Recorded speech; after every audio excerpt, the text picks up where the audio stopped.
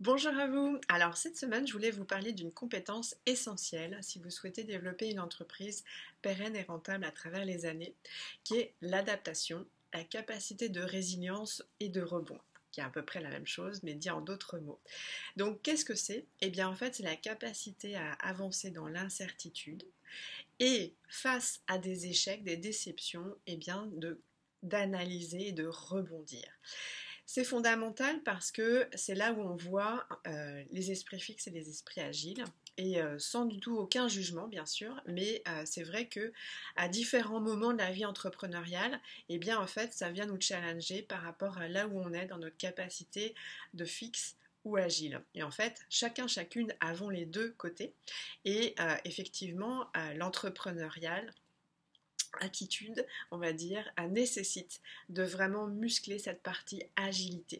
Et donc dès lors qu'on bute sur une partie fixe de notre cerveau, de notre façon de faire, eh bien il faut être attentive à cela pour voilà, savoir mettre de la souplesse et rebondir.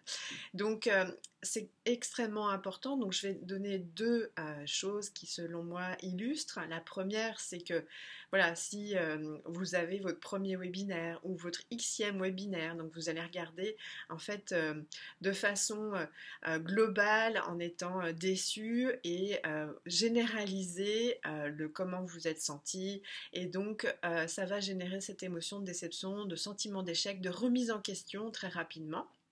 Alors que ce qui va être intéressant, c'est que après avoir accueilli cette émotion de déception ou de sentiment de remise en question ou d'échec, eh bien d'aller remettre votre posture entrepreneuriale et regarder les chiffres. Voilà. Quelles actions ont été faites pour promouvoir votre webinaire, donc quels ont été le nombre d'inscrits, de participants, les rendez-vous ensuite, est-ce qu'ensuite il y a eu des conversions, et donc de pouvoir faire en sorte que vous allez voir qu'est-ce qui a bien fonctionné, qu'est-ce qui n'a pas bien fonctionné, qu'est-ce que vous ferez différemment la prochaine fois pour augmenter ces taux.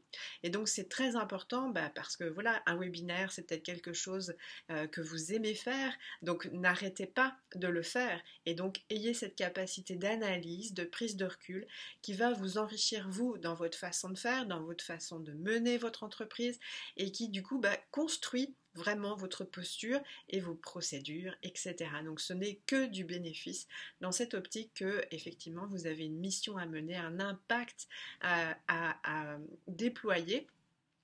Et puis l'échelle, peu importe, mais que vous ayez ce sentiment de vous sentir utile à votre place et dans la pleine mesure de vos capacités de créer de cette joie. Donc voilà un exemple d'action importante. Et également l'autre chose dans cette partie adaptation et esprit de résilience, de détermination, l'idée étant de ne pas être dans la détermination, dans le côté yang, voilà très je veux, et finalement un peu obtus et fermé et rigide, qui du coup effectivement est une compétence encore plus forte à déployer, dans le sens où depuis déjà quelques années, en particulier depuis le confinement, depuis 2020, et en fait nos marchés changent. La psychologie aussi de nos prospects, de nos clients évolue. Et donc c'est très important d'avoir cette agilité, donc d'écouter son marché sans nécessairement tout transformer dans votre modèle d'entreprise, mais d'être bien à l'écoute. Et donc ça c'est important de ne pas rester figé sur des offres que voilà, vous aviez depuis des années, sans nécessairement y réfléchir. Est-ce que c'est toujours bien adapté? Est-ce qu'il n'y a pas des choses ou des offres intermédiaires à créer, etc. Donc c'est vraiment une agilité, une écoute de votre marché qui est nécessaire. Donc dans cette compétence d'adaptation, c'est extrêmement important. C'est ce qui fait ensuite que votre entreprise, elle évolue de façon organique, non seulement avec qui vous êtes vous, parce que du coup vous évoluez, donc il y a des choses qui doivent aussi évoluer avec vous dans votre gestion du temps, les profils de votre équipe, la façon de travailler, vos offres, votre façon d'intervenir, et également par rapport à votre marché et les besoins, également la psychologie de vos clients idéaux.